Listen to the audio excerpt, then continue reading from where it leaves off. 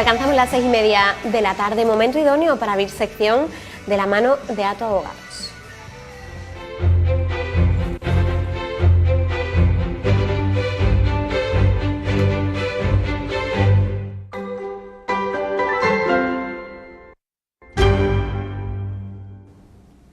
Señores, ¿saben los pasos que tienen que dar si su nombre aparece en un listado de morosos?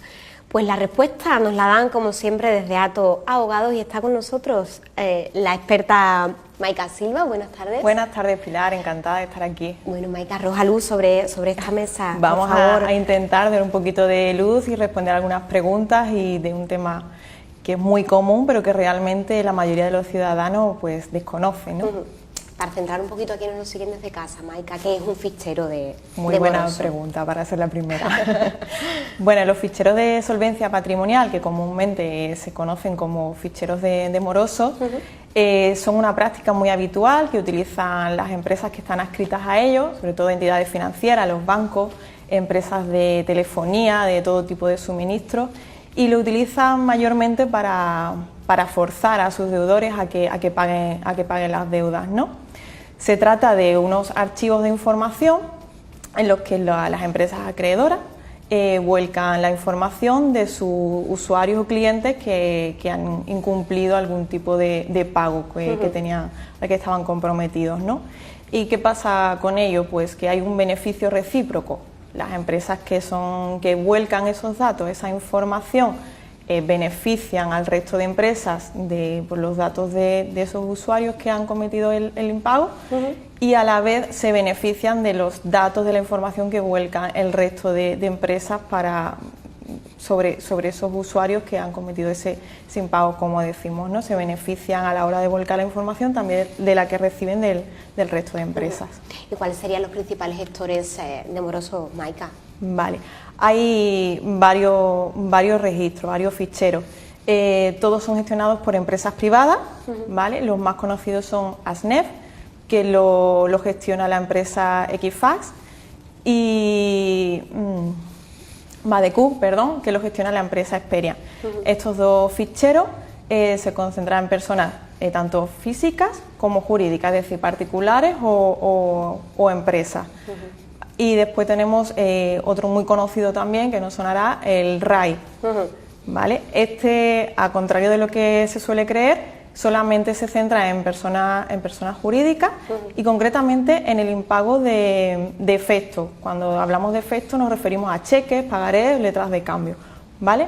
Esos son los principales así que se usan en este tema. ¿Y cómo estarían regulados, Maika? Vale, en cuanto a la regulación es muy importante, sobre todo porque nos encontramos con una contraposición de derechos. Por una parte, las empresas que están adscritas a estos ficheros, el derecho que protegen, pues digamos, la seguridad del mercado financiero, protegerse de, oye, no voy a contratar con esta persona que tiene varias deudas y que no atiende a los pagos, ¿no? Pero se contrapone con un derecho fundamental, como es el derecho al honor, que es un derecho que tiene una especial protección por la Constitución española, que se regula en el artículo 18.1 de la Constitución, que a su vez está desarrollado por la Ley 1/1982, una ley orgánica que desarrolla la protección de este derecho al honor, a la intimidad familiar y personal y a la propia imagen. Y por otro lado tenemos una regulación específica también por ley orgánica, la 15/1999, que es la Ley de Protección de Datos de Carácter Personal, ¿no? Que últimamente también está muy de moda esa protección de datos. Esta ley, a su vez, tiene un desarrollo por un reglamento que está publicado por el Real Decreto 1720/2007, muy novedoso, más novedoso. ¿Y cuáles entonces serían los requisitos, Maika, que deben cumplir estas entidades para incluir el nombre de una persona en estos listados? Los requisitos, como te digo, están muy tasados porque regula un derecho muy importante para todos los ciudadanos, como es el derecho al honor.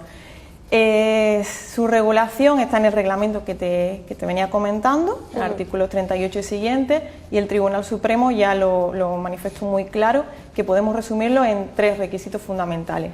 La deuda debe ser cierta, estar vencida y ser exigible, y no ser litigiosa. ¿Qué queremos decir con esto? La empresa acreedora que pretende incluir esa información en el archivo debe tener una documental que pruebe esa deuda y además debe ser vencida, estar vencida y ser exigible. Es decir, nosotros podemos tener contraída una deuda, pero que nos vence, que la tenemos que pagar dentro de 10 meses, no nos pueden incluir por esa deuda, ¿vale? Además, debe tener una antigüedad menor de 6 años, es decir, desde el momento en el que tuvimos que pagarla. Si han pasado 6 años, no podemos estar incluidos por esa deuda en los ficheros. Y además nos han tenido que hacer un requerimiento previo de pago de forma fehaciente, es decir, a través, por ejemplo, de un burofax.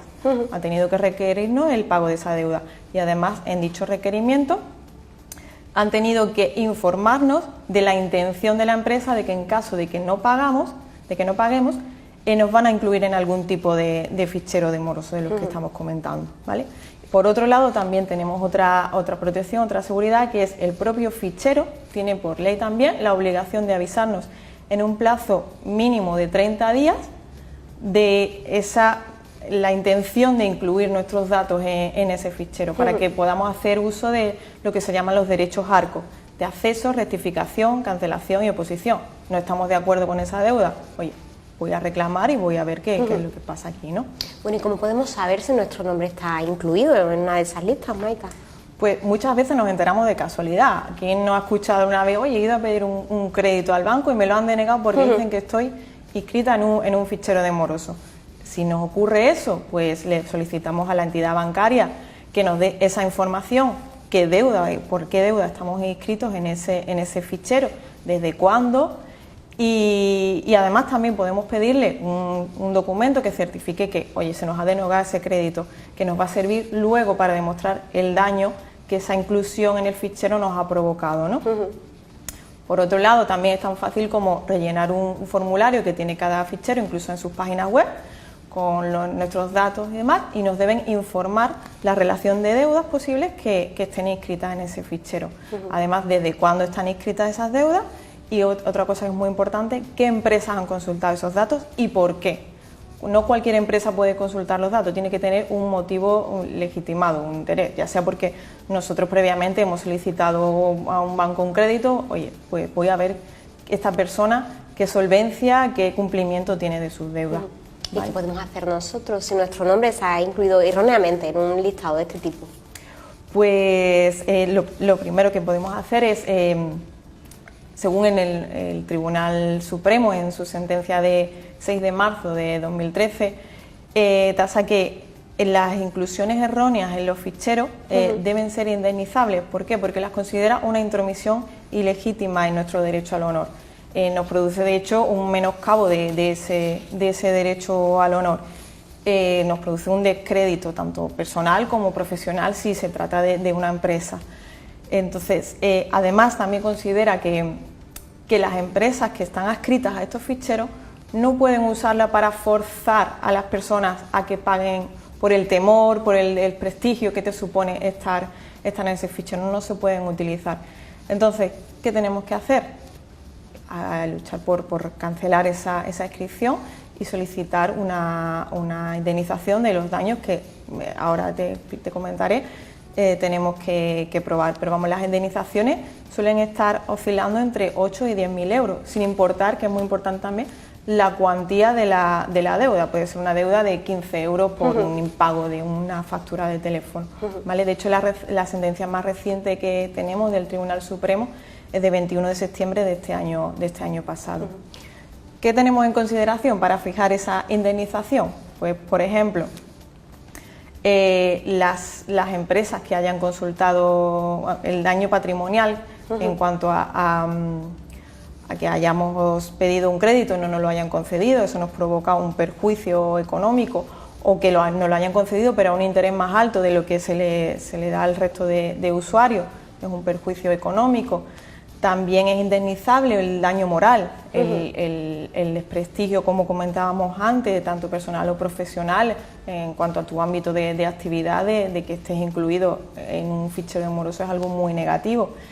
Además, también incluso es indemnizable la angustia y la ansiedad que le puede provocar a una persona todo el trámite burocrático de cancelar esa deuda de cancelar esa inscripción en el fichero y salir de él, ¿no? Que, como sabemos, siempre suelen ser estos unos trámites muy engorrosos y demandando vueltas para que te canses, ¿no? Entonces, siempre acudir a un profesional especializado y bueno, nosotros, por ejemplo, desde Health Banking y A Tu Abogados, estaríamos encantados de poder atender a cualquier televidente que crea que puede estar en una situación parecida. Al final es lo que recomendamos siempre, ¿no, Maika? Que bueno, ante situaciones en las que todos nos perdemos un poco, cuestiones legales, claro, que además no estamos habituados a ellas, acudir a profesionales que al final nos vamos a ahorrar mucho tiempo y muchos quebraderos de cabeza. Claro que sí. Maika, pues ha sido un placer tenerte en Buena Televisión, que nos ayudes un poco ante lo desconocido. Eso espero, que hayamos arrojado un poquito de luz en este tema. Claro que sí, siempre gracias a tu abogado por iluminarnos el camino, por hacerlo todo un poquito más sencillo. Nada, muchas gracias, Pilar, y buenas tardes. Pues nos vemos dentro de 2 lunes, Maika, como siempre. Señores, y nosotros hacemos una pausa para publicidad, unos minutos breves, así que no se marchen, que regresamos.